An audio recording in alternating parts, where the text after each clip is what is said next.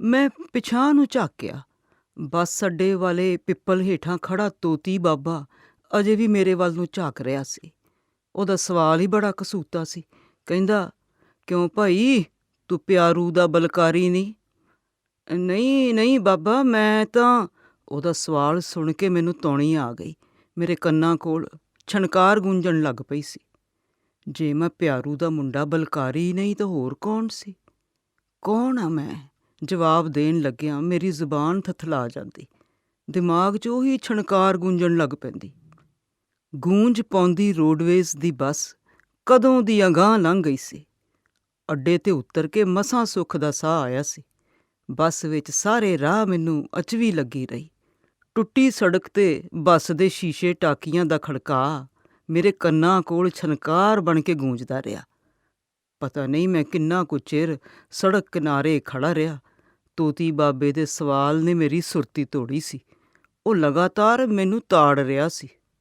ਉਹਦੇ ਵੱਲੋਂ ਧਿਆਨ ਹਟਾ ਕੇ ਮੈਂ ਆਪਣੀ ਚਾਲ ਤੇਜ਼ ਕਰ ਲਈ। ਲੋਈ ਦੀ ਬੁੱਕਲ ਮਾਰ ਕੇ ਨੱਕ ਤੱਕ ਮੂੰਹ ਢੱਕ ਲਿਆ। ਠੰਡ ਵੱਧਦੀ ਜਾ ਰਹੀ ਸੀ। ਖੇਤਾਂ ਵੱਲ ਧੁੰਦ ਵੀ ਉਤਰਨ ਲੱਗ ਪਈ ਸੀ। ਆਥਣ ਹੋ ਗਿਆ ਸੀ। ਲੋਕ ਘਰਾਂ ਨੂੰ ਪਰਤ ਰਹੇ ਸਨ। ਮੇਰੇ ਪੈਰ ਵੀ ਮੈਨੂੰ ਘਰ ਵੱਲ ਨੂੰ ਧੂਈ ਜਾ ਰਹੇ ਸਨ। ਸਾਡੇ ਘਰ ਵੱਲ ਨੂੰ, ਪਤਾ ਨਹੀਂ ਬੱਲੀ ਕੇ ਘਰ ਵੱਲ ਨੂੰ। ਸਾਡਾ ਘਰ ਤਾਂ ਹੁਣ ਕਿਹੜਾ ਘਰ ਸੀ? ਫਿਰਨੀ ਵਾਲੀ ਇਹ ਸੜਕ ਤਾਂ ਬੱਲੀ ਕੇ ਘਰ ਮੂਰਦੀ ਹੀ ਲੰਘਦੀ। ਆਖਰੀ ਮੋੜ 'ਤੇ ਉਹਨਾਂ ਦਾ ਘਰ ਸੀ। ਕਈ ਵਾਰ ਉਹ ਮੈਨੂੰ ਕਹਿੰਦੀ ਹੁੰਦੀ, "ਬਲਕਾਰੀ, ਘਰ ਮੈਨੂੰ ਕੱਲੀ ਨੂੰ ਖਾਣ ਨੂੰ ਆਉਂਦਾ।" ਖਾਣ ਨੂੰ ਤਾਂ ਮੈਨੂੰ ਵੀ ਆਉਂਦਾ, ਆਖ ਕੇ ਉਹਨੂੰ ਗਲ ਨਾਲ ਲਾ ਲੈਂਦਾ। ਬੱਲੀ ਦਾ ਖਿਆਲ ਆਉਂਦਿਆਂ ਹੀ ਮੇਰਾ ਪੈਰ ਗੜਕੇ ਨਾਲ ਉੱਠਣ ਲੱਗ ਪਿਆ। ਮੈਂ ਤੇਜ਼-ਤੇਜ਼ ਤੁਰਨ ਲੱਗ ਪਿਆ। ਕੁਝ ਚਿਰ ਬਾਅਦ ਮੈਂ ਬੱਲੀ ਕੇ ਘਰੇ ਹੋਣਾ ਸੀ। ਰੰਗੀਨ ਖਿਆਲ ਮੇਰੀ ਪੀਤੀ ਹੋਈ ਦਾਰੂ ਨੂੰ ਕਾਟ ਕਰ ਗਿਆ। ਸਰੂਰ 'ਚ ਆ ਕੇ ਮੈਂ ਖੰਘੂਰਾ ਮਾਰਿਆ। ਖੰਘੂਰੇ ਦੇ ਨਾਲ ਹੀ ਮੇਰੇ ਅੰਦਰ ਜਿਵੇਂ ਘੋੜਾ ਹਿਣਕਿਆ ਹੁੰਦਾ। ਪੱਕਾ ਕਰਨ ਲਈ ਮੈਂ ਫਿਰ ਖੰਘੂਰਾ ਮਾਰਿਆ। ਪਰ ਇਸ ਵਾਰੀ ਖੰਘੂਰੇ ਵਿੱਚ ਆਵਾਜ਼ ਤਾਂ ਘੋੜੇ ਦੀ ਹੀ ਸੀ, ਪਰ ਉਹ ਹਿਣਕ ਨਹੀਂ ਸੀ, ਵਿਲਕ ਰਿਹਾ ਸੀ। ਡੌਰ ਭੌਰ ਜਿਹਾ ਹੋਇਆ ਮੈਂ ਸਾਹਮਣੇ ਝਾਕਿਆ। ਸੜਕ 'ਤੇ ਰੇਹੜੇ ਮੂਹਰੇ ਜੋੜੇ ਘੋੜੇ ਨੂੰ ਸ਼ੇਰੂ ਘੁਮਿਆਰ ਛਾਂਟਿਆਂ ਨਾਲ ਕੁੱਟਦਾ ਆ ਰਿਹਾ ਸੀ। ਡਰ ਕੇ ਮੈਂ ਸੜਕ ਤੋਂ ਕੱਚੇ ਥਾਂ ਹੋ ਗਿਆ। ਮੈਨੂੰ ਆਪਣਾ ਨਸ਼ਾ ਲਹਿੰਦਾ ਜਾਪਿਆ ਜਿਵੇਂ ਸ਼ੇਰੂ ਦੇ ਰੇਹੜੇ ਮੂਹਰੇ ਘੋੜੇ ਦੀ ਥਾਂ ਮੈਂ ਜੁੜਿਆ ਆ ਰਿਹਾ ਹਾਂ। ਛਾਂਟਾ ਜਿਵੇਂ ਘੋੜੇ ਦੇ ਨਹੀਂ, ਮੇਰੀ ਪਿੱਠ 'ਤੇ ਵਰ ਰਿਹਾ ਸੀ। ਪਲ ਦੀ ਪਲ ਮਨ 'ਚ ਆਈ ਕਿ ਸਰਪਟ ਭੱਜ ਲਵਾਂ। ਇੰਨਾ ਤੇਜ਼ ਭੱਜਾਂ ਕਿ ਸ਼ੇਰੂ ਦੇ ਰੇਹੜੇ ਨੂੰ ਵੀ ਪਿਛਾਂਹ ਛੱਡ ਜਾਵਾਂ। ਭੱਜੀ ਜਾਵਾਂ ਤੇ ਬਸ ਭੱਜੀ ਜਾਵਾਂ। ਸੜਕ ਕਿਨਾਰੇ ਖੜ੍ਹੇ ਨੂੰ ਮੈਨੂੰ ਸਾਹ ਚੜ੍ਹਿਆ ਪਿਆ ਸੀ। ਮੈਂ ਸੜਕ ਛੱਡ ਦਿੱਤੀ। ਪਾਲ ਦੀ ਆਟਾ ਚੱਕੀ ਕੋਲੋਂ ਮੁੜਦੀ ਨੀਵੀਂ ਬੀਹੀ ਪੈ ਗਿਆ। ਬੀਹੀ 'ਚ ਪੈਰ ਧਰਦਿਆਂ ਹੀ ਮੇਰੇ ਪੈਰ ਮੱਚਣ ਲੱਗ ਪਏ। ਇੱਟਾਂ ਤਪਣ ਲੱਗ ਪਈਆਂ, ਜਿਵੇਂ ਹੁਣੇ ਭੱਠੇ 'ਚੋਂ ਕੱਢ ਕੇ ਰੱਖੀਆਂ ਹੋਣ। ਕੋਈ ਸ਼ੈ ਮੈਨੂੰ ਆਪਣੇ ਵੱਲ ਨੂੰ ਖਿੱਚੀ ਜਾ ਰਹੀ ਸੀ। ਪ੍ਰਾਇਮਰੀ ਸਕੂਲ ਮੂਹਰਦੀ ਲੰਘਣ ਲੱਗਿਆਂ ਮੇਰੀਆਂ ਲੱਤਾਂ ਨੂੰ ਜਿਵੇਂ ਜੂੜ ਪੈ ਗਿਆ। ਸਕੂਲ ਦੇ ਗੇਟ ਮੂਹਰੇ ਇਕੱਠ ਹੋਇਆ ਖੜ੍ਹਾ ਸੀ। ਮੈਂ ਧੁੱਸਦੇ ਨੇ ਇਕੱਠ 'ਚ ਜਾ ਵੜਿਆ। ਸਕੂਲ ਦੇ ਗਰਾਊਂਡ 'ਚ ਨਿਗਾਹ ਪੈਂਦਿਆਂ ਹੀ ਮੇਰੇ ਮੱਥੇ 'ਚ ਕੁਝ ਠਾਹ ਕਰਕੇ ਵੱਜਿਆ। ਕੰਧ ਨਾਲ ਲਟਕਦਾ ਵੱਡਾ ਬਲਬ ਜਗ ਰਿਹਾ ਸੀ। ਸਾਡੇ ਪਿੰਡ ਦੇ 10-12 ਕਾਲਜੀਏਟ ਮੁੰਡੇ ਗਰਾਊਂਡ 'ਚ ਭੰਗੜਾ ਸਿੱਖ ਰਹੇ ਸਨ। ਕੋਲ ਹੀ ਖੜ੍ਹਾ ਢੋਲੀ ਢੋਲ ਵਜਾ ਰਿਹਾ ਸੀ। ਢੋਲ 'ਤੇ ਨਿਗਾਹ ਪੈਂਦਿਆਂ ਹੀ ਮੇਰੇ ਅੰਦਰ ਕੁਝ ਭੁਰਨ ਲੱਗ ਪਿਆ। ਮੈਂ ਭੀੜ 'ਚੋਂ ਪਿਛਾਂਹ ਨੂੰ ਹਟਣ ਲੱਗ ਪਿਆ।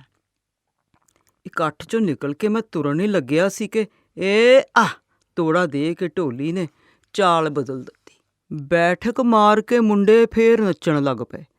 ਢੋਲ ਹੋਰ ਉੱਚੀ ਵੱਜਣ ਲੱਗ ਪਿਆ। ਜਦੋਂ ਢੋਲੀ ਨੇ ਬੋਲੀ ਪਾਈ, ਮੇਰੇ ਅੰਦਰ ਫੇਰ ਛਣਕਾਰ ਗੂੰਜਣ ਲੱਗ ਪਈ। ਮੇਰਾ ਕਦਮ ਭੰਗੜਾ ਪਾ ਰਹੇ ਮੁੰਡਿਆਂ ਵਾਂਗ ਤਾਂ ਨਹੀਂ ਸੀ ਉੱਠਦਾ, ਪਰ ਪੈਰ ਹੌਲੀ-ਹੌਲੀ ਹਿੱਲ ਰਹੇ ਸਨ। ਮੈਂ ਹੋਰ ਧਿਆਨ ਨਾਲ ਵੇਖਿਆ। ਮੈਂ ਤਾਂ ਸਾਰਾ ਹੀ ਹਿੱਲ ਰਿਹਾ ਸੀ। ਨਸ਼ੇ ਦਾ ਅਸਰ ਸੀ ਜਾਂ ਕੀ ਗੱਲ, ਕੁਝ ਸਮਝ ਨਾ ਆਇਆ। ਮੈਂ ਜੇਬ 'ਚੋਂ ਬੰਡਲ ਕੱਢ ਕੇ ਬੀੜੀ ਲਾ ਲਈ। "ਦੇਖੋ ਇਹ ਖੱਬਾ ਕਿਵੇਂ ਨੱਚਦਾ!" ਕੰਧ 'ਤੇ ਬੈਠੇ ਜੁਆਕਾਂ 'ਚੋਂ ਉੱਚੀ ਸਾਰੀ ਆਵਾਜ਼ ਆਈ।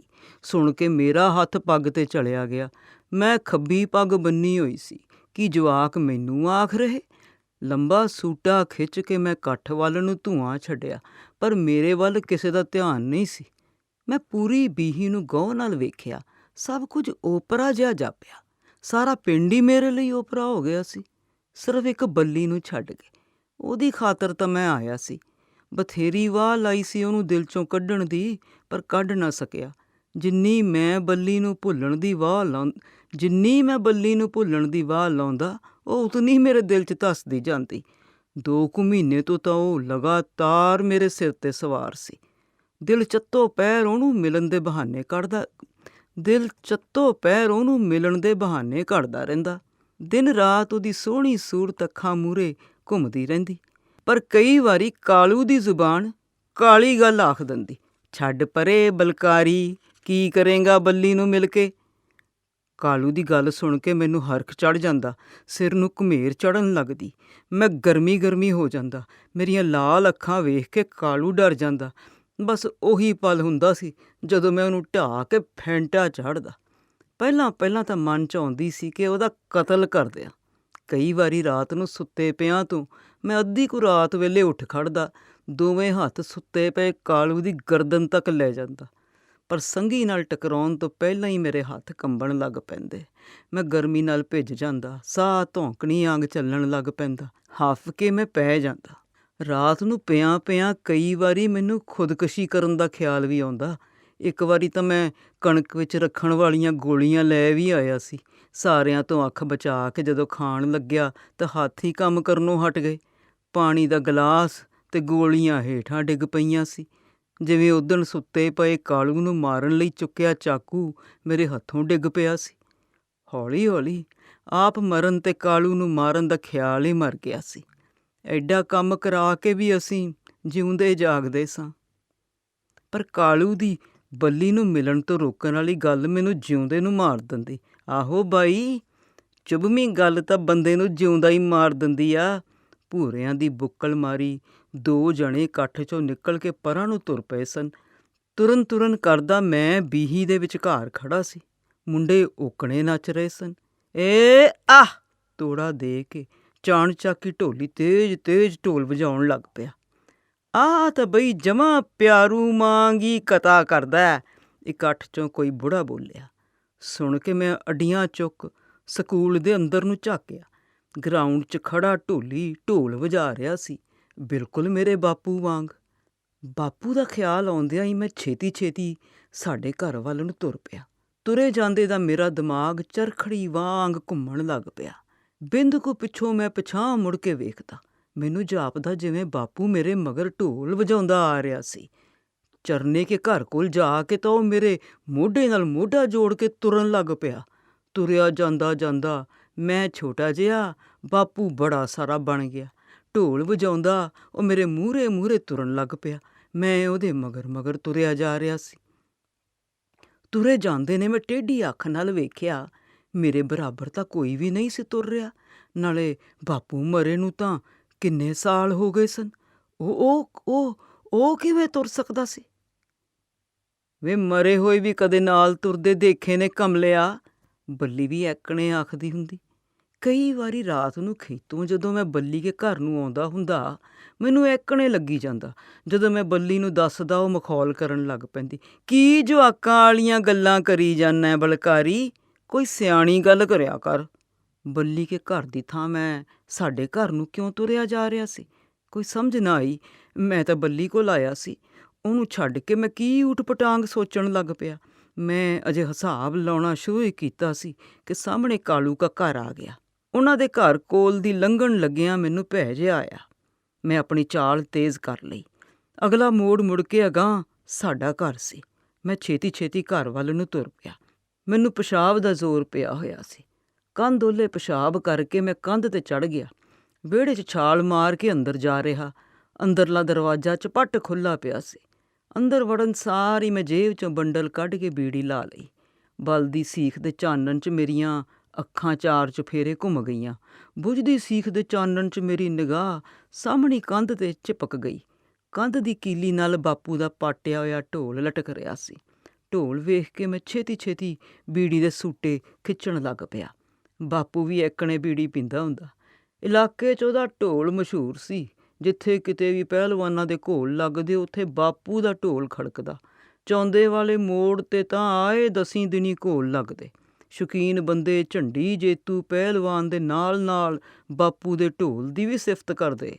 ਗੁੱਗਾ ਨੌਵੀਂ ਦੇ ਮੇਲੇ 'ਤੇ ਵੀ ਬਾਪੂ ਦੀ ਚੜ੍ਹਾਈ ਹੁੰਦੀ। ਪਰ ਉਹਦਾ ਇਹ ਕੰਮ ਬਹੁਤਾ ਚਿਰ ਨਹੀਂ ਸੀ ਚੱਲ ਸਕਿਆ। ਬਾਪੂ ਨੂੰ ਸਾਹ ਦੀ ਬਿਮਾਰੀ ਸੀ।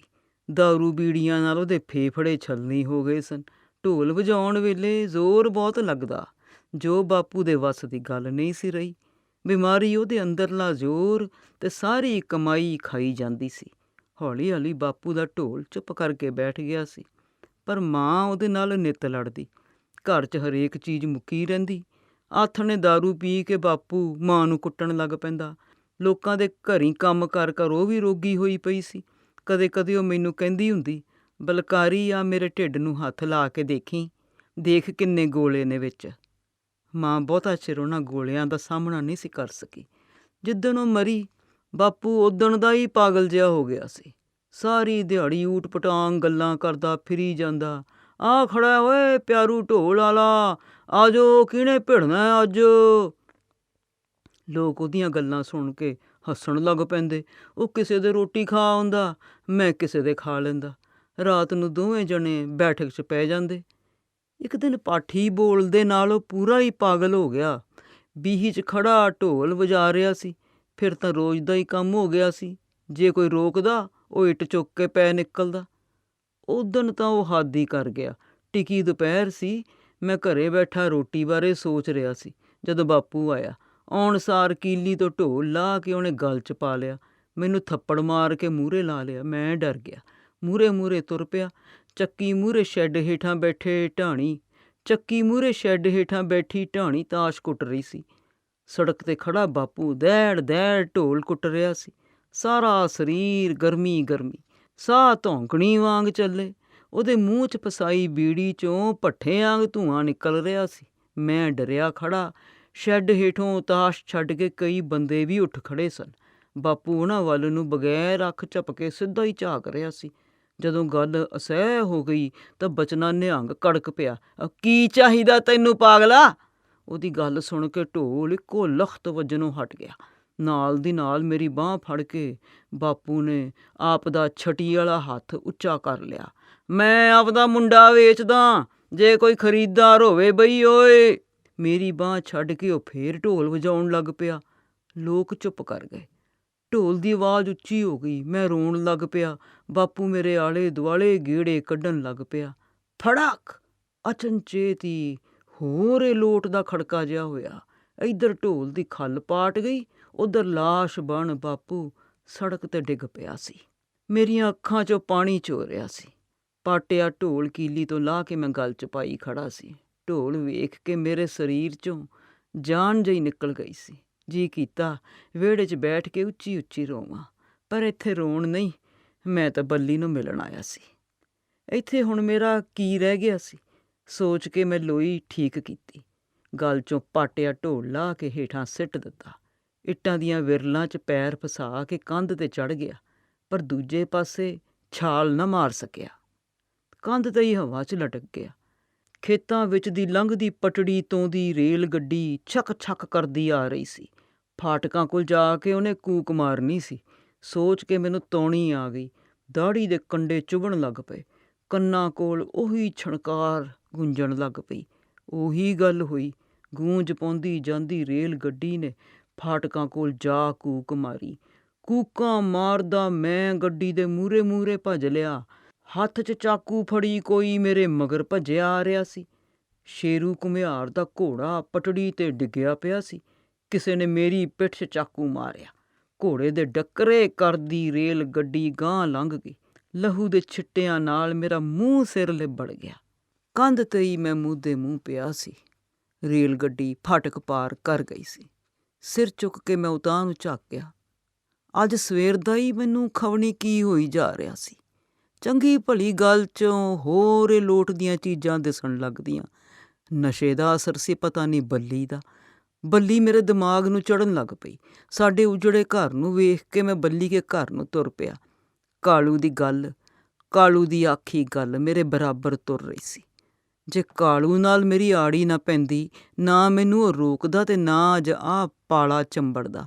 ਸਾਰੇ ਪੁਆੜੇ ਦੀ ਜੜ ਹੀ ਕਾਲੂ ਸੀ। ਪਤਾ ਨਹੀਂ ਕਿਹੜਾ ਮਾੜਾ ਵਕਤ ਸੀ ਜਦੋਂ ਉਹ ਮੇਰੇ ਕੋਲ ਆਉਣ ਲੱਗ ਪਿਆ। ਬਾਪੂ ਦੇ ਮਰਨ ਪਿੱਛੋਂ ਬਚਨੇ ਨਿਹੰਗ ਹੋਰਾਂ ਨੇ ਮੈਨੂੰ ਸੱਜਣ ਮਾਸਟਰ ਨਾਲ ਤੋਰ ਦਿੱਤਾ ਸੀ। ਮਾਸਟਰ ਨੇ ਮੈਨੂੰ ਮੈਸਾਂ ਦਾ ਕੱਖ ਕੰਡਾ ਕਰਨ 'ਤੇ ਰੱਖ ਲਿਆ। ਮਾਸਟਰੀ ਦੇ ਨਾਲ ਉਹ ਖੇਤੀ ਵੀ ਕਰਦਾ ਸੀ। ਮਾਂ ਤਾਂ ਮੈਨੂੰ ਪੜ੍ਹਾਉਣ ਦੇ ਹੱਕ ਵਿੱਚ ਸੀ। ਲੋਕਾਂ ਦੇ ਘਰੀਂ ਕੰਮ ਕਰਕੇ ਵਿੱਚੋਂ ਉਹ ਮੈਨੂੰ ਖਰਚਾ ਦਿੰਦੀ ਰਹਿੰਦੀ। ਪਰ ਬਾਪੂ ਦੇ ਮਰਨ ਪਿੱਛੋਂ ਮੈਂ 8ਵੀਂ ਦੇ ਪੇਪਰ ਦੇਣੋਂ ਰਹਿ ਗਿਆ। ਪਹਿਲਾਂ ਸੱਜਣ ਮਾਸਟਰ ਮੈਨੂੰ ਕਹਿੰਦਾ ਸੀ, ਤੂੰ ਫਿਕਰ ਨਾ ਕਰ ਬਲਕਾਰੀ, ਬਸ ਖੇਤ ਰਿਹਾ ਕਰ, ਤੇਰੀ 8ਵੀਂ ਤਾਂ ਮੈਂ ਚੁਟਕੀਆਂ 'ਚ ਪਾਸ ਕਰਾ ਦੂੰ। ਪਰ ਕੱਖ ਨਹੀਂ ਸੀ ਹੋਇਆ। ਪਤਾ ਨਹੀਂ ਉਹਦੀ ਕੀ ਸਕੀਮ ਸੀ। ਮੈਂ 4 ਸਾਲ ਮਾਸਟਰ ਨਾਲ ਰਿਹਾ। ਜਿਹੜੀ ਪੜ੍ਹਾਈ ਆਉਂਦੀ ਸੀ ਉਹ ਵੀ ਭੁੱਲ ਗਿਆ। 8ਵੀਂ ਤਾਂ ਕੀ ਕਰਨੀ ਸੀ, ਮੈਂ ਮਾਸਟਰ ਦਾ ਸੀਰੀ ਬਣ ਕੇ ਰਹਿ ਗਿਆ। ਸਾਡੇ ਘਰੇ ਮੈਂ ਘੱਟ ਹੀ ਜਾਂਦਾ। ਪਹਿਲਾਂ ਜਾਂਦਾ ਹੁੰਦਾ ਸੀ। ਰਾਤ ਨੂੰ ਮੈਨੂੰ ਡਰ ਲੱਗਣ ਲੱਗ ਪੈਂਦਾ। ਘਰ 'ਚੋਂ ਭੈ ਜਿਹਾ ਆਉਂਦਾ। ਅੱਧੀ ਕੁ ਰਾਤ ਨੂੰ ਮੈਨੂੰ ਮਰੀ ਹੋਈ ਮਾਂ ਤੇ ਬਾਪੂ ਦਿਸਣ ਲੱਗ ਪੈਂਦੇ। ਜੇ ਘਰੇ ਡਰ ਲੱਗਦਾ, ਖੇਤ ਆਪਣੀ ਮੋਟਰ ਵਾਲੇ ਕੋਠੇ 'ਚ ਪੈ ਜਿਆ ਕਰ। ਮੇਰੀ ਗੱਲ ਸੁਣ ਕੇ ਇੱਕ ਦਿਨ ਮਾਸਟਰ ਨੇ ਆਖਿਆ। ਉਦਣ ਦਾ ਮੈਂ ਉਹਨਾਂ ਦੀ ਮੋਟਰ 'ਤੇ ਹੀ ਪੈਣ ਲੱਗ ਪਿਆ ਸੀ। ਡਰ ਤਾਂ ਮੈਨੂੰ ਮੋਟਰ 'ਤੇ ਵੀ ਲੱਗਦਾ ਹੁੰਦਾ, ਪਰ ਕਾਲੂ ਦੇ ਆਉਣ ਨਾਲ ਘਟ ਜਾਂਦਾ। ਨਾਲ ਦੇ ਸ਼ਹਿਰ ਰਾਮਲੀਲਾ ਹੁੰਦੀ ਕਾਲੂ ਮੈਨੂੰ ਵੀ ਨਾਲ ਲਿਜਾਣ ਲੱਗ ਪਿਆ ਸੀ।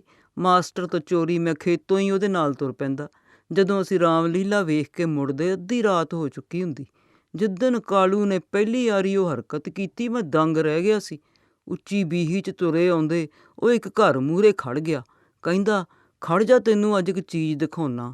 ਮੇਰਾ ਜਵਾਬ ਉਡੀਕੇ ਬਗੈਰ ਹੀ ਉਹ ਖਿੜਕੀ ਦੇ ਸਰੀਏ ਫੜ ਕੇ ਉਤਾਂਹ ਚੜ੍ਹ ਗਿਆ। ਰੋਸ਼ਨਦਾਨ ਵਿੱਚ ਦੀ ਅੰਦਰ ਨੂੰ ਵੇਖਣ ਲੱਗ ਪਿਆ। ਖਾਸਾ ਚਿਰ ਵੇਖਦਾ ਰਿਹਾ। ਮੈਨੂੰ ਡਰ ਲੱਗ ਰਿਹਾ ਸੀ, ਪਰ ਕਾਲੂ ਨੇ ਧੱਕੇ ਨਾਲ ਹੀ ਮੈਨੂੰ ਵੀ ਉਤਾਂਹ ਚਾੜ੍ਹ ਲਿਆ। ਰੋਸ਼ਨਦਾਨ ਵਿੱਚ ਦੀ ਮੈਂ ਅੰਦਰ ਨੂੰ ਝਾਕਿਆ। ਅੰਦਰ 0 ਵਾਟ ਦੇ ਬਲਬ ਦਾ ਚਾਨਣ, ਮੰਜੇ ਤੇ ਤੀਵੀਂ ਆਦਮੀ। ਸਾਰਾ ਕੰਮ ਖਰਾਬ ਕਰ ਗਿਆ ਸਾਲਾ। ਮੇਰੇ ਮੂੰਹੋਂ ਕਾਲੂ ਨੂੰ ਗਾਲ ਨਿਕਲੀ। ਮੇਰੇ ਅੰਦਰਲਾ ਚੋਰ ਉੱਚੀ ਹੱਸ ਰਿਹਾ ਸੀ। ਕਾਹਦੀ ਚੋਰੀ ਕਰਨ ਜਾ ਰਿਹਾ ਸੀ ਮੈਂ ਚੋਰ ਕਿੱਥੇ ਸੀ? ਚੋਰੀ ਕਰਨੀ ਤਾਂ ਮੈਂ ਕਾਲੂ ਤੋਂ ਸਿੱਖੀ ਸੀ, ਜਾਂ ਫਿਰ ਸੱਜਣ ਮਾਸਟਰ ਤੋਂ ਸਿੱਖੀ। ਮਾਸਟਰ ਜਿਹੜੀ ਚੋਰੀ ਕਰਦਾ, ਉਹਦੇ ਪਿੱਛੇ ਉਹ ਖਾਸਾ ਬਦਨਾਮ ਸੀ। 12ਵੀਂ 'ਚ ਪੜ੍ਹਦੀ ਇੱਕ ਕੁੜੀ ਨੂੰ ਛੇੜਨ ਪਿੱਛੇ ਇੱਕ ਵਾਰੀ ਉਹਦਾ ਖਾਸਾ ਰੌਲਾ ਪਿਆ ਸੀ। ਪਿੰਡ 'ਚ ਵੀ ਉਹਦਾ ਕਈ ਤੀਵੀਆਂ ਨਾਲ ਰੌਲਾ ਪਿਆ। ਤੇਰਾ ਮਾਸਟਰ ਵੈਲੀ ਹੈ ਓਏ। ਕਾਲੂ ਦੀ ਗੱਲ ਸੁਣ ਕੇ ਮੈਨੂੰ ਕੋਈ ਜਵਾਬ ਨਾ ਉੱਠਦਾ। 4 ਸਾਲ ਮੈਂ ਚੁੱਪਚਾਪ ਮਾਸਟਰ ਦਾ ਸੀਰ ਪੁਣਾ ਕੀਤਾ ਸੀ। ਹੋਰ ਪਤਾ ਨਹੀਂ ਕਿੰਨਾ ਕੁ ਚਿਰ ਕਰਦਾ ਜੇ ਕਾਲੂ ਨਾ ਆਉਂਦਾ। ਇਹਦੇ ਨਾਲੋਂ ਤਾਂ ਨਾ ਹੀ ਆਉਂਦਾ। ਕਾਲੂ ਦੇ ਆਉਣ ਨਾਲ ਤਾਂ ਸਾਰਾ ਕੰਮ ਹੀ ਖਰਾਬ ਹੋਇਆ ਸੀ। ਕੋਈ ਕੰਮ ਨਹੀਂ ਖਰਾਬ ਹੁੰਦਾ, ਤੂੰ ਚੱਲ ਤਾਂ ਸਹੀ। ਰਾਤ ਨੂੰ ਕਿਸੇ ਨੂੰ ਕੀ ਪਤਾ ਲੱਗਦਾ। ਕਾਲੂ ਦੇ ਮਗਰ ਲੱਗ ਕੇ ਉਦਣ ਮੈਂ ਪਹਿਲੀ ਚੋਰੀ ਕੀਤੀ ਸੀ। ਰਾਤ ਨੂੰ ਅਸੀਂ ਤਾਰੀ ਸਰਦਾਰ ਦੇ ਬਾਗ 'ਚ ਚਲੇ ਗਏ। ਕੀਨੂਆਂ ਦਾ ਬਾਗ ਸੀ। ਅਸੀਂ ਝੋਲਾ ਭਰ ਲਿਆਂਦਾ। ਕਿਸੇ ਨੂੰ ਕੰਨੋਂ ਕੰਨ ਖਬਰ ਨਾ ਹੋਈ, ਪਰ ਸੱਜਣ ਮਾਸਟਰ ਨੂੰ ਪਤਾ ਨਹੀਂ ਕਿਵੇਂ ਪਤਾ ਲੱਗ ਗਿਆ। ਉਹਦੇ ਖੇਤ ਵੀ ਅਮਰੂਦਾਂ ਦੇ ਬੂਟੇ ਸਨ। ਉਹ ਮੈਨੂੰ ਰੋਜ਼ ਕਹਿੰਦਾ ਹੁੰਦਾ, ਚੰਗੀ ਤਰ੍ਹਾਂ ਖਿਆਲ ਰੱਖਿਆ ਕਰ ਬਲਕਾਰੀ, ਅਮਰੂਦਾਂ ਵਾਲੇ ਖੇਤ 'ਚ ਨਹੀਂ ਕਿਸੇ ਨੂੰ ਵੜਨ ਦੇਣਾ। ਐਕਣ ਕਿਉਂ ਕਰਦਾ ਭੈੜਿਆ? ਪਹਿਲੀ ਵਾਰੀ ਤੈਨੂੰ ਸਵਾਲ ਪਾਇਆ ਕੋਈ। ਮੈਂ ਫਸਲ ਨਹੀਂ ਮਿੱਧਦੀ, ਬਚਾ ਕੇ ਤੋੜੂੰਗੀ। ਪਰ ਬੱਲੀ ਨੂੰ ਮੈਥੋਂ ਜਵਾਬ ਨਹੀਂ ਸੀ ਦੇ ਹੋਇਆ।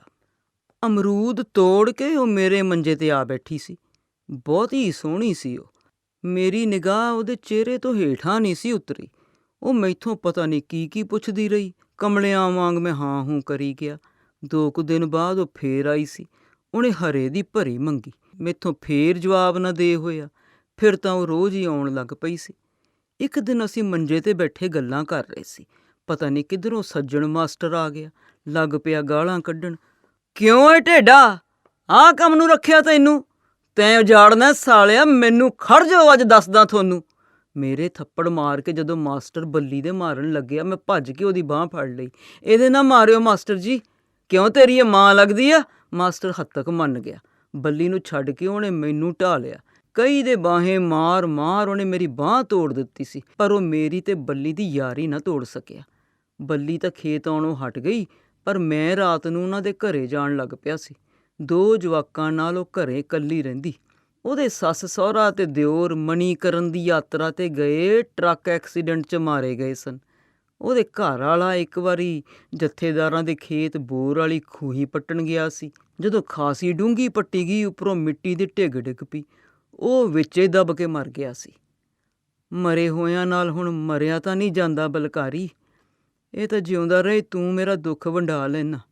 ਬੱਲੀ ਦਾ ਮੇਰੇ ਨਾਲ ਤੇ ਮੇਰਾ ਬੱਲੀ ਨਾਲ ਖਾਸਾ ਮੋਹ ਪੈ ਗਿਆ ਸੀ। ਬੰਦੇ ਤਾਂ ਭਾਵੇਂ ਉਹਦੇ ਕੋਲ ਹੋਰ ਵੀ ਆਉਂਦੇ, ਪਰ ਅੰਦਰਲਾ ਦੁੱਖ ਉਹ ਮੇਰੇ ਕੋਲ ਹੀ ਫਰੋਲਦੀ। ਉਹਦੀ ਬੁੱਕਲ 'ਚ ਬੈਠ ਕੇ ਮੈਂ ਵੀ ਸਾਰੇ ਦੁੱਖ ਭੁੱਲ ਜਾਂਦਾ, ਪਰ ਇੱਕ ਉਹ ਦੁੱਖ 7 ਜਨਮਾਂ ਤੱਕ ਭੁੱਲਣ ਵਾਲਾ ਨਹੀਂ ਸੀ। ਸਾਰੇ ਦੁੱਖ ਭੁੱਲ ਜਾਣਗੇ, ਨਹੀਂ ਉਹ ਭੁੱਲਣਾ ਵਿਛੋੜਾ ਤੇਰਾ। ਭੁੱਕੀ ਖਾਣਿਆਂ ਦਾ ਦਰਸ਼ਾ ਸੜਕ 'ਤੇ ਉੱਚੀ ਉੱਚੀ ਗਾਉਂਦਾ ਆ ਰਿਹਾ ਸੀ। ਮੇਰੇ ਕੋਲ ਆ ਕੇ ਉਹ ਹੌਲੀ ਹੋ ਗਿਆ। ਕਿਹੜਾ ਹੈ ਬਾਈ ਜੀ?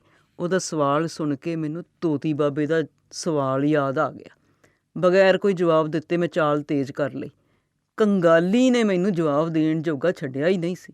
ਨਹੀਂ ਆਪਣੇ ਹੀ ਪਿੰਡ 'ਚ ਮੈਂ ਐਕਣ ਚੋਰਾਂ ਵਾਂਗੂ ਮੂੰਹ ਲੁਕੋ ਕੇ ਫਿਰਦਾ। ਚੋਰ ਦੀ ਮਾਂ ਕੋਠੀ ਵਿੱਚ ਮੂੰਹ ਸੀ। ਮੈਂ ਮੂੰਹ 'ਤੇ ਹੱਥ ਫੇਰ ਕੇ ਵੇਖਿਆ, ਜਾਪਿਆ ਜਿਵੇਂ ਮੈਂ ਮੂੰਹ ਕਾਲਾ ਕਰੀ ਜਾ ਰਿਹਾ ਹੋਵਾਂ। ਇੱਕ ਰਾਤ ਕਾਲੂ ਨੇ ਮੈਨੂੰ ਨਾਲ ਲਿਆ ਕੇ ਬੰਟੀ ਦੀ ਦੁਕਾਨ ਨੂੰ ਪਾੜ ਲਾ ਲਿਆ ਸੀ। ਪਤਾ ਨਹੀਂ ਕਿਵੇਂ ਸਾਡੀ ਸੂਹ ਨਿਕਲ ਆਈ। ਪਹਿਲਾਂ ਤਾਂ ਸਾਥੋਂ ਚੋਰੀ ਕੀਤਾ ਸਮਾਨ ਕਢਵਾਇਆ, ਫਿਰ ਮੂੰਹ ਕਾਲੇ ਕਰਕੇ ਸਾਨੂੰ ਗੁਰਦੁਆਰੇ ਮੂਹਰੇ ਢਾਹ ਕੇ ਕੁੱਟਿਆ। ਸਭ ਤੋਂ ਵੱਧ ਮੈਨੂੰ ਸੱਜਣ ਮਾਸਟਰ ਨੇ ਕੁੱਟਿਆ ਸੀ। ਕਹਿੰਦਾ, ਖਬਰਦਾਰ ਜੇ ਅੱਜ ਤੋਂ ਮੇਰੇ ਖੇਤ 'ਚ ਪੈਰ ਪਾਇਆ, ਪਿੰਡੋਂ ਹੀ ਕੱਢੋ ਇਹੋ ਜਿਹੇ ਪ੍ਰੇਤਾਂ ਨੂੰ। ਲੋਕਾਂ ਦੀ ਭਾਖਿਆ ਸੁਣ ਮੈਂ ਤੇ ਕਾਲੂ ਪਿੰਡੋਂ ਹੀ ਭੱਜ ਗਏ ਸੀ। ਪਿੰਡੋਂ ਭੱਜ ਕੇ ਅਸੀਂ ਧੂਰੀ ਸ਼ਹਿਰ ਜਾ ਵੜੇ ਸੀ। ਉੱਥੇ ਕਈ ਦਿਨ ਭੁੱਖਣ ਭਾਣੇ ਫਿਰਦੇ ਰਹੇ। ਘੁੰਮਦੇ ਘੁੰਮਦੇ ਇੱਕ ਦਿਨ ਅਸੀਂ ਇੱਕ ਚੌਂਕ 'ਚ ਜਾ ਬੈਠੇ। ਉੱਥੇ ਖਾਸੇ ਦੇਸੀ ਬੰਦੇ ਤੇ ਭਈਏ ਬੈਠੇ ਸਨ। ਉਹ ਸਾਰੇ ਦਿਹਾੜੀ ਜਾਣ ਖੁਣੋਂ ਬਾਕੀ ਬਚੇ ਸਨ। ਮੈਂ ਤੇ ਕਾਲੂ ਵੀ ਕੰਧ ਨਾਲ ਢੂਹ ਲਾ ਕੇ ਬੈਠ ਗਏ। ਕੁਝ ਚਿਰ ਬਾਅਦ ਉੱਥੇ ਇੱਕ ਟਰੱਕ ਆ ਕੇ ਰੁਕਿਆ। ਉਹਦੇ 'ਚੋਂ ਇੱਕ ਚਿੱਟਕੱਪੜੀਆ ਬੰਦਾ ਉਤਰ ਕੇ ਸਾਨੂੰ ਸਾਰਿਆਂ ਨੂੰ ਕਹਿੰਦਾ, ਚਲੋ ਬਈ ਬੈਠੋ ਸਾਰੇ ਟਰੱਕ 'ਚ, ਨੇਤਾ ਜੀ ਦੀ ਰੈਲੀ 'ਚ ਰੌਣਕ ਵਧਾਉਣੀ ਆ। ਸਾਰਿਆਂ ਨੂੰ ਪੈਸੇ ਨਾਲੇ ਲੱਡੂ ਤੇ ਖੁੱਲ੍ਹਾ ਲੰਗਰ ਮਿਲੂਗਾ। ਰੈਲੀ 'ਚ ਜਾ ਕੇ ਅਸੀਂ ਸਾਰੀ ਦਿਹਾੜੀ ਜਿੰਦਾਬਾਦ ਮੁਰਦਾਬਾਦ ਕੀਤਾ ਸੀ। ਅਗਲੇ ਦਿਨ ਅਸੀਂ ਰੈਲੀ 'ਚ ਬਣੇ ਇੱਕ ਸਾਥੀ ਨਾਲ ਇੱਕ ਸਾਧ ਦੇ ਡੇਰੇ ਚਲੇ ਗਏ। ਸਾਰੀ ਦਿਹਾੜੀ ਉੱਥੇ ਸੇਵਾ ਕਰਦੇ, ਰੋਟੀ ਪਾਣੀ ਛਕ ਲੈਂਦੇ, ਰਾਤ ਨੂੰ ਉੱਥੇ ਹੀ ਪੈ ਜਾਂਦੇ। ਕਈ ਦਿਨ ਤਾਂ ਸੁੱਖ ਸਾਂਦ ਨਾਲ ਲੰਘੇ, ਪਰ ਇੱਕ ਰਾਤ ਗੱਲ ਪੁੱਠੀ ਪੈ ਗਈ। ਕਾਲੂ ਨੇ ਰਾਤ ਨੂੰ ਡੇਰੇ ਦਾ ਗੋਲਕ ਤੋੜ ਲਿਆ। ਸਾਧਾਂ ਨੇ ਪਹਿਲਾਂ ਤਾਂ ਸਾਨੂੰ ਆਪ ਕੁੱਟਿਆ, ਫਿਰ ਥਾਣੇ ਭੇਜ ਦਿੱਤਾ ਸੀ। ਥਾਣੇ 'ਚੋਂ ਛੁੱਟ ਕੇ ਕਾਲੂ ਤਾਂ ਫਿਰ ਸ਼ਹਿਰ 'ਚ ਹੀ ਘੁੰਮਣ ਲੱਗ ਪਿਆ। ਪਰ ਕਈ ਮਹੀਨੇ ਦੀ ਕੁੱਤੇ ਖਾਣੀ ਤੋਂ ਤੰਗ ਆ ਕੇ ਮੈਂ ਪਿੰਡ ਆ ਗਿਆ ਸੀ। ਸਾਰੀ ਦਿਹਾੜੀ ਮੈਂ ਕਮਲਿਆਂ ਵਾਂਗ ਫਿਰੀ ਜਾਂਦਾ, ਕੋਈ ਮੈਨੂੰ ਬੁਲਾਉਂਦਾ ਤੱਕ ਨਾ। ਹਾਰ ਕੇ ਰਾਤ ਨੂੰ ਮੈਂ ਬੱਲੀ ਕੋਲ ਜਾ ਕੇ ਪੈ ਜਾਂਦਾ। ਸਾਹਮਣੇ ਮੋੜ 'ਤੇ ਬੱਲੀ ਦਾ ਘਰ ਸੀ। ਕੁਝ ਪਲਾਂ ਬਾਅਦ ਮੈਂ ਤੇ ਬੱਲੀ ਨੇ ਆਮੋ ਸਾਹਮਣੇ ਹੋਣਾ ਸੀ। ਚਿਤਵ ਕੇ ਮੇਰਾ ਅੰਦਰ ਬੈਠਣ ਲੱਗ ਪਿਆ। ਸਰੀਰ 'ਚੋਂ ਸੇਕ ਜਿਹਾ ਨਿਕਲਣ ਲੱਗ ਪਿਆ। ਮੇਰਾ ਹੱਥ ਦਾੜ੍ਹੀ 'ਤੇ ਚਲਿਆ ਗਿਆ। ਘੋੜੇ ਵਾਂਗ ਤੁਰਿਆ ਜਾਂਦਾ ਮੈਂ ਹੌਲੀ ਹੌਲੀ ਤੁਰਨ ਲੱਗ ਪਿਆ। ਜੀ ਕੀਤਾ ਲੋਈ ਲਾਹ ਕੇ ਕੰਨਾਂ 'ਚ ਤੁੰਨ ਲਵਾਂ। ਮੇਰੇ ਕੰਨਾਂ ਕੋਲ ਕੁਝ ਖੜਕਣ ਲੱਗ ਪਿਆ ਸੀ। ਜਿਸ ਬੱਸ 'ਚੋਂ ਉਦਣ ਕਾਲੂ ਉਤਰਿਆ, ਉਹਦੇ ਸ਼ੀਸ਼ੇ ਟਾਕੀਆਂ ਵੀ ਐਕਣੇ ਖੜਕ ਰਹੇ ਸਨ। ਮੈਂ ਚੀਨੇ ਦੀ ਦੁਕਾਨ 'ਤੇ ਬੈਠਾ ਸੀ ਜਦੋਂ ਅੱਡੇ 'ਚ ਰੋਡਵੇਜ ਦੀ ਬੱਸ ਆ ਕੇ ਰੁਕੀ। ਮੈਂ ਹੇਠਾਂ ਉਤਰਦੀਆਂ ਸਵਾਰੀਆਂ ਨੂੰ ਵੇਖਣ ਲੱਗ ਪਿਆ। ਜਦੋਂ ਕਾਲੂ ਹੇਠਾਂ ਉਤਰਿਆ ਮੈਂ ਉੱਠ ਕੇ ਖੜ੍ਹਾ ਹੋ ਗਿਆ ਸੀ। ਕਿਵੇਂ ਐ ਬਲਕਾਰੀ? ਮੈਨੂੰ ਵੇਖ ਕੇ ਉਹ ਹੱਸਣ ਲੱਗ ਪਿਆ। ਠੀਕ ਹੈ ਭਰਾਵਾ, ਤੂੰ ਇੰਨਾ ਚਿਰ ਕਿੱਥੇ? ਭੁੱਖ ਨਾਲ ਮੇਰਾ ਬੁਰਾ ਹਾਲ ਸੀ। ਕਾਲੂ ਨੂੰ ਵੇਖ ਕੇ ਮੈਨੂੰ ਚਾਅ ਜਿਹਾ ਚੜ੍ਹ ਗਿਆ। ਉਦਣ ਸਵੇਰ ਦੀ ਮੈਂ ਰੋਟੀ ਨਹੀਂ ਸੀ ਖਾਧੀ। ਬੱਲੀ ਕਈ ਦਿਨਾਂ ਤੋਂ ਮੇਰੇ ਨਾਲ ਗੁੱਸੇ ਹੋਈ ਹੋਈ ਸੀ। ਉਹ ਮੈਨੂੰ ਇੱਕੋ ਗੱਲ ਆਖਦੀ, ਵੇ ਮੈਂ ਤਾਂ ਤੈਨੂੰ ਕੋਈ ਕੰਮ ਧੰਦਾ ਕਰਨ ਨੂੰ ਹੀ ਕਹਿੰਦੀ ਆ, ਐਕਣ ਦੱਸ ਕਿਵੇਂ ਸਰੂ? ਸਰਦਾ ਵੀ ਔਖਾ ਹੀ ਸੀ। ਕਿੰਨਾ ਚਿਰ ਹੋ ਗਿਆ ਸੀ ਮੈਨੂੰ ਪਿੰਡ ਰਹਿੰਦਿਆਂ, ਪਰ ਪਿੰਡ ਦਾ ਅਜੇ ਨਖਰਾ ਹੀ ਨਹੀਂ ਸੀ ਉਤਰਿਆ। ਸੱਜਣ ਮਾਸਟਰ ਤੇ ਬੰਟੀ ਨੇ ਪਿੰਡ ਨੂੰ ਪਤਾ ਨਹੀਂ ਕੀ ਪੜ੍ਹਤ ਪੜ੍ਹਾ ਦਿੱਤੀ। ਕੋਈ ਮੈਥੋਂ ਕੰਮ ਕਰਾ ਕੇ ਰਾਜੀ ਨਹੀਂ ਸੀ। ਕਦੇ ਕਦੇ ਕੋਈ ਅਣਸਰਦੇ ਨੂੰ ਦਿਹਾੜੀ ਲੈ ਜਾਂਦਾ। ਜਿਹੜੇ ਪੈਸੇ ਬਣਦੇ ਮੈਂ ਦਾਰੂ ਬੀੜੀਆਂ ਪੀ ਜਾਂਦਾ। ਕਦੇ ਕਦੇ ਬੱਲੀ ਮੰਗ ਲੈਂਦੀ, ਉਹਨੂੰ ਦੇ ਦਿੰਦਾ। ਮੈਂ ਤਾਂ ਸਾਡਾ ਘਰ ਵੇਚਣ ਦੀ ਸਕੀਮ ਵੀ ਬਣਾਈ ਸੀ, ਪਰ ਬੱਲੀ ਮੈਨੂੰ ਰੋਕ ਦਿੰਦੀ। ਨਾ ਨਾ ਬਲਕਾਰੀ, ਤੈਨੂੰ ਮੇਰੀ ਸਹੁੰ ਜੇ ਘਰ ਵੇਚਿਆ ਵੇ ਸਿਰ ਲੁਕਾਉਣ ਨੂੰ ਥਾਂ ਤੋਂ ਹੋਊ ਕੋਲ ਜੇ ਇਦੋਂ ਵੀ ਮਾੜੇ ਦਿਨ ਆ ਗਏ। ਮਾੜੇ ਦਿਨ ਕਿਉਂ ਬਲਕਾਰੀ? ਚੰਗੇ ਦਿਨ ਆ ਗਏ ਹੁਣ ਆਪਣੇ। ਚੰਗਾ ਖਾਂਦੇ ਆ, ਮੰਦਾ ਬੋਲਦੇ ਆ। ਕਿਸੇ ਸਾਲੇ ਦਾ ਦੇਣਾ ਕੁਛ ਨਹੀਂ, ਬਸ ਗਿੱਧਾ ਹੀ ਪੈਂਦਾ। ਰਾਤ ਨੂੰ ਦਾਰੂ ਪੀ ਕੇ ਕਾਲੂ ਨੇ ਮੇਰੀ ਪਿੱਠ ਥਾਪੜੀ ਸੀ, ਪਰ ਪਿੱਠ ਥਾਪੜ ਦੇ ਵਕਤ ਉਹਦਾ ਹੱਥ ਜਿਵੇਂ ਕੰਬਿਆ ਹੁੰਦਾ। ਪੈਗ ਲਾ ਕੇ ਮੈਂ ਉਹਨੂੰ ਪੁੱਛਿਆ ਵੀ, ਮੈਨੂੰ ਵੀ ਦੱਸ ਦੇ ਪਤੰਦਰਾ, ਕਿਹੜੇ ਜਿੰਦੇ ਦੀ ਕੁੰਜੀ ਲੱਭ ਗਈ ਤੈਨੂੰ? ਦੱਸਾਂਗੇ, ਲਿਜਾਵਾਂਗੇ ਤੈਨੂੰ ਵੀ। ਬੀੜੀ ਦਾ ਸੂਟਾ ਖਿੱਚ ਕੇ ਉਹ ਗੱਲ ਨੂੰ ਇਕੱਠੀ ਜਿਹੀ ਕਰ ਗਿਆ। ਫੇਰ ਵੀ ਮੈਂ ਬਥੇਰਾ ਪੁੱਛਿਆ, ਪਰ ਦੂਜੇ ਦਿਨ ਜਾਣ ਤੱਕ ਉਹਨੇ ਮੈਨੂੰ ਕੁਝ ਨਾ ਦੱਸਿਆ। ਸ਼ਰਾਬੀ ਹੋਇਆ ਊਟ ਪਟਾਂਗ ਮਾਰਦਾ ਰਿਹਾ। ਨਸ਼ੇ 'ਚ ਮੈਨੂੰ ਉਹਦੀ ਕੋਈ ਗੱਲ ਸਮਝ ਨਾ ਆਈ, ਪਰ ਮੈਨੂੰ ਉਹ ਬਦਲਿਆ ਜਿਹਾ ਲੱਗਿਆ ਸੀ। ਮੈਨੂੰ ਤਾਂ ਲੱਗਦਾ ਉਹ ਚੋਰਾਂ ਦੇ ਟੋਲੇ 'ਚ ਰਲ ਗਿਆ। ਮੈਂ ਨਹੀਂ ਤੈਨੂੰ ਉਹਦੇ ਨਾਲ ਜਾਣ ਦੇਣਾ ਬਲਕਾਰੀ, ਮੈਂ ਨਹੀਂ। ਮੇਰੀ ਹਿੱਕ 'ਤੇ ਸਿਰ ਰੱਖ ਕੇ ਬੱਲੀ ਸਾਰੀ ਰਾਤ ਰੋਂਦੀ ਰਹੀ। ਪੈਸਿਆਂ ਖਾਤਰ ਪੁੱਠੀ ਤੋਂ ਪੁੱਠੀ ਗੱਲ ਕਰ ਜਾਣ ਵਾਲੇ ਕਾਲੂ ਨਾਲ ਜਾ ਕੇ ਮੈਂ ਕਿੱਡੀ ਭੁੱਲ ਕੀਤੀ ਸੀ। ਪਰ ਉਹ ਕਿਹੜਾ ਮੈਨੂੰ ਧੱਕੇ ਨਾਲ ਲੈ ਕੇ ਗਿਆ ਸੀ, ਮੈਂ ਹੀ ਆਪਣੀ ਮਰਜ਼ੀ ਨਾਲ ਗਿਆ ਸੀ। ਉਹਦੇ ਨਾਲ ਜਾਣ ਵੇਲੇ ਬੱਲੀ ਦਾ ਮੋਹ ਜਮਾਂ ਹੀ ਅੱਖੋਂ ਓਹਲੇ ਹੋ ਗਿਆ ਸੀ। ਕਾਲੂ ਨੇ ਤੇ ਆਖਿਆ ਵੀ ਸੀ, ਦੇਖ ਭਾਈ ਬਲਕਾਰੀ, ਆਪਾਂ ਤਾਂ ਤੈਨੂੰ ਸਾਰੀ ਗੱਲ ਸੱਚੋ ਸੱਚ ਦੱਸਤੀ। ਹੁਣ ਇਹ ਕੰਮ ਕਰਨਾ ਜਾਂ ਨਹੀਂ ਕਰਨਾ ਇਹ ਤੈਂ ਦੇਖਣਾ। ਅੱਛਾ ਸੋਚ ਕੇ ਦੱਸਦੀ। ਪਤਾ ਨਹੀਂ ਕੀ ਸੋਚ ਕੇ ਮੈਂ ਕਾਲੂ ਨੂੰ ਹਾਂ ਕਰ ਦਿੱਤੀ ਸੀ। ਗਲਤੀ ਤਾਂ ਮੇਰੀ ਆਪਣੀ ਸੀ, ਪਰ ਗਾਲਾਂ ਕਾਲੂ ਨੂੰ ਨਿਕਲ ਰਹੀਆਂ ਸਨ। ਖੋਤੇ ਤੋਂ ਡਿੱਗ ਕੇ ਮੈਂ ਘੁਮਿਆਰ 'ਤੇ ਗੁੱਸਾ ਕੱਢ ਰਿਹਾ ਸੀ। ਜੇ ਬੱਲੀ ਦੀ ਗੱਲ ਮੰਨ ਲੈਂਦਾ ਅੱਜ ਆਹ ਦਿਨ ਨਾ ਵੇਖਣਾ ਪੈਂਦਾ। ਸਾਹਮਣੇ ਬੱਲੀ ਦਾ ਘਰ ਦਿਸ ਰਿਹਾ ਸੀ। ਮੇਰੇ ਤੇ ਬੱਲੀ ਵਿਚਕਾਰ ਮਿਣਵਾਂ ਹੀ ਫਾਸਲਾ ਸੀ। ਠੰਡ ਵੱਧ ਤੇ ਧੁੰਦ ਸੰਘਣੀ ਹੋ ਗਈ ਸੀ। ਮੈਂ ਲੋਈ ਦੀ ਬੁੱਕਲ ਠੀਕ ਕੀਤੀ। ਬੱਲੀ ਕੇ ਘਰ ਮੂਹਰੇ ਜਾ ਕੇ ਮੈਂ ਡਰਨੇ ਵਾਂਗ ਖੜ ਗਿਆ। ਕੁੰਡਾ ਖੜਕਾਉਣਾ ਮੈਨੂੰ ਦੁਨੀਆ ਦਾ ਸਭ ਤੋਂ ਔਖਾ ਕੰਮ ਲੱਗਿਆ। ਹੱਥ ਹੀ ਨਹੀਂ ਸੀ ਉੱਠ ਰਿਹਾ। ਬਾਂਹ ਲਕਵੇ ਦੇ ਮਰੀਜ਼ ਵਾਂਗ ਲਟਕ ਰਹੀ ਸੀ। ਮੇਰਾ ਅੰਦਰ ਬੈਠਦਾ ਜਾ ਰਿਹਾ ਸੀ। ਅੰਦਰ ਪੈੜ ਚਾਲ ਜਿਹੀ ਹੋਈ, ਫਿਰ ਘੁਸਰ ਮੁਸਰ ਜਿਹੀ ਹੋਈ। ਬੱਲੀ ਦੀ ਆਵਾਜ਼ ਨਾਲ ਕਿਸੇ ਬੰਦੇ ਦੀ ਆਵਾਜ਼ ਸੀ। ਸੁਣ ਕੇ ਮੈਨੂੰ ਕਰੰਟ ਜਿਹਾ ਲੱਗਿਆ। ਇਹ ਤਾਂ ਮੇਰੇ ਪੈਰ ਮੱਚਣ ਲੱਗ ਪਏ। ਅੱਗ ਲੱਗੀ ਵਾਲਿਆਂ ਵਾਂਗ ਮੈਂ ਪਰਾਂ ਕਿੱਕਰ ਹੇਠਾਂ ਜਾ ਖੜਿਆ। ਮੇਰੀਆਂ ਅੱਖਾਂ ਦਰਵਾਜ਼ਾ ਖੁੱਲ੍ਹਣ ਦੀ ਤਾੜ 'ਚ ਲੱਗੀਆਂ ਹੋਈਆਂ ਸਨ। ਚੀਂ ਚੀਂ ਕਰਕੇ ਜਿਉਂ ਹੀ ਦਰਵਾਜ਼ਾ ਖੁੱਲ੍ਹਿਆ, ਆਲੇ ਦੁਆਲੇ ਝਾਕਦਾ ਹੋਇਆ ਸੱਜਣ ਮਾਸਟਰ ਪਰਾਂ ਸੜਕ ਵੱਲ ਨੂੰ ਤੁਰ ਪਿਆ। ਮੇਰਾ ਜੀਅ ਕੀਤਾ ਕਿ ਭੱਜ ਕੇ ਉਹਨੂੰ ਗੁਲਾਮੇ ਤੋਂ ਜਾ ਫੜਾਂ, ਕੁੱਟ ਉਹਦੀ ਬਾਂਹ ਤੋੜ ਦੇਵਾਂ, ਫਿਰ ਡਿੱਗੇ ਪਏ ਨੂੰ ਪੁੱਛਾਂ, ਨਾ ਹੁਣੇ ਤੇਰੀ ਮਾਂ ਲੱਗਦੀ ਆ। ਪਰ ਬੰਦ ਹੋਏ ਦਰਵਾਜ਼ੇ ਨੇ ਮੈਨੂੰ ਥਾਂਏ ਫੜ ਕੇ ਖੜ੍ਹਾ ਲਿਆ। ਅੰਦਰੋਂ ਪੈਂਦੀ ਲਾਈਟ ਦੇ ਚਾਨਣ 'ਚ ਮੈਨੂੰ ਦਰਵਾਜ਼ਾ ਬੰਦ ਕਰਦੀ ਬੱਲੀ ਦਾ ਚਿਹਰਾ ਦਿਸਿਆ ਸੀ। ਉਹਦਾ ਚਿਹਰਾ ਵੇਖਣ ਹੀ ਤਾਂ ਮੈਂ ਆਇਆ ਸੀ।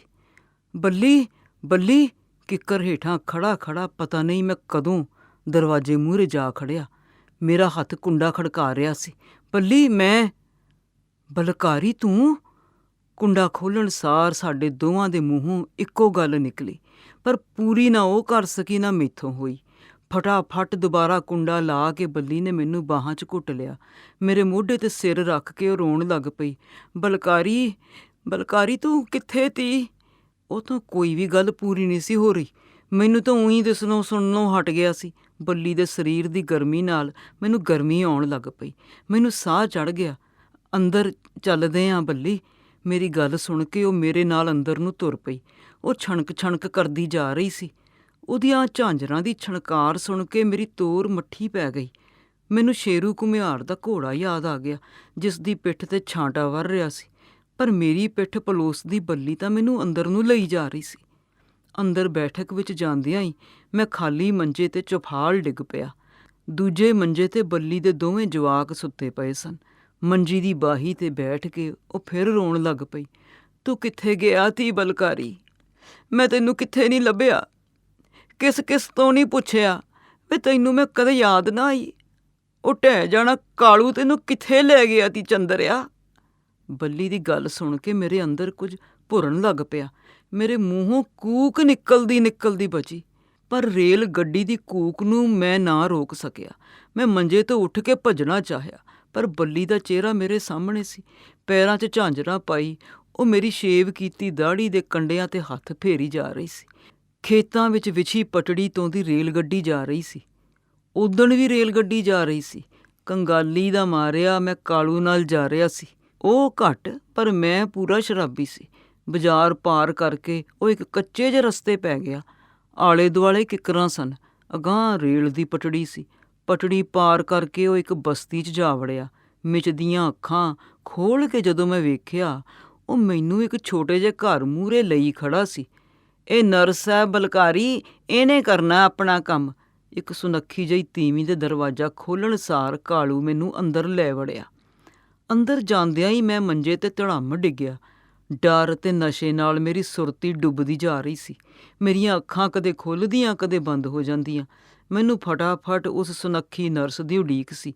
ਜਦੋਂ ਮੈਂ ਧਿਆਨ ਨਾਲ ਵੇਖਿਆ, ਉਹ ਤਾਂ ਮੇਰੇ ਕੋਲ ਖੜ੍ਹੀ ਸੀ। ਪਤਾ ਨਹੀਂ ਮੈਂ ਕਦੋਂ ਕੱਪੜੇ ਲਾਹੇ, ਮੇਰੇ ਸਰੀਰ 'ਤੇ ਇੱਕ ਵੀ ਕੱਪੜਾ ਨਹੀਂ ਸੀ। ਹਾਲਤ ਭਾਂਪ ਕੇ ਇੱਕ ਵਾਰੀ ਤਾਂ ਮੈਂ ਬਹੁਤ ਹੀ ਡਰ ਗਿਆ। ਸਭ ਕੁਝ ਜਾਣਦਿਆਂ ਵੀ ਮੈਂ ਉੱਠਣਾ ਚਾਹਿਆ, ਪਰ ਕਾਲੂ ਨੇ ਪਿੱਛੋਂ ਦੀ ਮੇਰੀਆਂ ਬਾਹਾਂ ਫੜ ਲਈਆਂ। ਨਾਲ ਦੀ ਨਾਲ ਨਰਸ ਦੇ ਹੱਥ 'ਚ ਫੜੀ ਕੋਈ ਲਿਸ਼ਕਦੀ ਚੀਜ਼ ਆਰੀ ਵਾਂਗ ਚੱਲੀ। ਮੇਰੇ ਮੂੰਹੋਂ ਨਿਕਲੀ ਕੂਕ ਪਟੜੀ ਤੋਂ ਦੀ ਲੰਘੀ ਜਾਂਦੀ ਰੇਲ ਗੱਡੀ ਦੀ ਕੂਕ ਹੇਠਾਂ ਦਬ ਗਈ। ਓਦਣ ਦਾ ਹੀ ਮੈਂ ਬੈਠ ਕੇ ਪਿਸ਼ਾਬ ਕਰਨ ਲੱਗ ਪਿਆ ਸੀ। ਅਗਲੇ ਦਿਨ ਮੈਂ ਹੀਜੜਿਆਂ ਦੇ ਡੇਰੇ 'ਚ ਸੀ। ਕਿਉਂ ਵੇ ਮੋਇਆ ਕਾਲੂ, ਬਣ ਗਿਆ ਨਾ ਛੋਕਰਾ ਮੇਰੇ ਕੰਮ ਦਾ ਬੰਦਾ? ਮੁਖੀ ਨੇ ਜਦੋਂ ਤਾੜੀ ਮਾਰ ਕੇ ਪੁੱਛਿਆ, ਸਾਰੇ ਹੀਜੜੇ ਤਾੜੀਆਂ ਮਾਰ-ਮਾਰ ਕੇ ਹੱਸਣ ਲੱਗ ਪਏ ਸਨ। ਉਹਨਾਂ ਵਿੱਚ ਕਾਲੂ ਵੀ ਸੀ। ਸਾਡੇ ਵਰਗੇ ਹੋਰ ਵੀ ਕਈ ਮੁੰਡੇ ਸਨ। ਚਾਰੇ ਪਾਸੇ ਤਾੜੀਆਂ ਵੱਜ ਰਹੀਆਂ ਸਨ। ਦਵਾਈ ਬੂਟੀ ਤੋਂ ਮਹੀਨਾ ਕੁ ਬਾਅਦ ਮੈਂ ਵੀ ਤਾੜੀ ਮਾਰਨੀ ਸਿੱਖ ਗਿਆ। ਕਾਲੂ ਨੂੰ ਮਾਰ ਕੇ ਖੁਦਕੁਸ਼ੀ ਕਰਨ ਦਾ ਖਿਆਲ ਹੌਲੀ-ਹੌਲੀ ਘੁੰਗਰੂਆਂ ਦੀ ਛਣਕਾਰ 'ਚ ਬਦਲ ਗਿਆ ਸੀ। ਵੇ ਤੂੰ ਤਾਂ ਊਂ ਹੀ ਬਦਲ ਗਿਆ ਬਲਕਾਰੀ। ਸਾਲ ਭਰ ਪਤਾ ਨਹੀਂ ਕਿੱਥੇ ਰਿਹਾ। ਮੈਂ ਕਦੋਂ ਦੀ ਬੁਲਾਈ ਜਾਂਦੀ ਹਾਂ, ਤੂੰ ਬੋਲਦਾ ਹੀ ਨਹੀਂ। ਮੈਨੂੰ ਬਾਹਾਂ 'ਚ ਘੁੱਟੀ ਬੱਲੀ ਪੈਰਾਂ ਦੀਆਂ ਝਾਂਜਰਾਂ ਛਣਕਾ ਰਹੀ ਸੀ। ਮੈਂ ਮੰਜੇ 'ਤੇ ਔਖਾ ਹੋਇਆ ਬੈਠਾ ਸੀ। ਆਹ ਝਾਂਜਰਾਂ ਨਾ ਛਣਕਾ ਬੱਲੀ। ਮੇਰੀ ਗੱਲ ਸੁਣ, ਉਹ ਹੋਰ ਮੇਰੇ ਨਾਲ ਲੱਗ ਕੇ ਬੈਠ ਗਈ। ਝਾਂਜਰਾਂ ਨਾ ਛਣਕਾ? ਵੇ ਆਪ ਹੀ ਤਾਂ ਤੈਂ ਉਦੋਂ ਲਿਆ ਕੇ ਦਿੱਤੀਆਂ ਤੀ। ਕਹਿੰਦਾ ਤੀ ਪਾ ਕੇ ਰੱਖਿਆ ਕਰ, ਮੈਨੂੰ ਸੋਹਣੀਆਂ ਲੱਗਦੀਆਂ ਨੇ। ਤੇਰੀ ਤਾਂ ਊਂ ਸ਼ਕਲ ਹੀ ਬਦਲੀ ਪਈ ਆ। ਨਾ ਹੋਇਆ ਕੀ ਆ ਤੈਨੂੰ?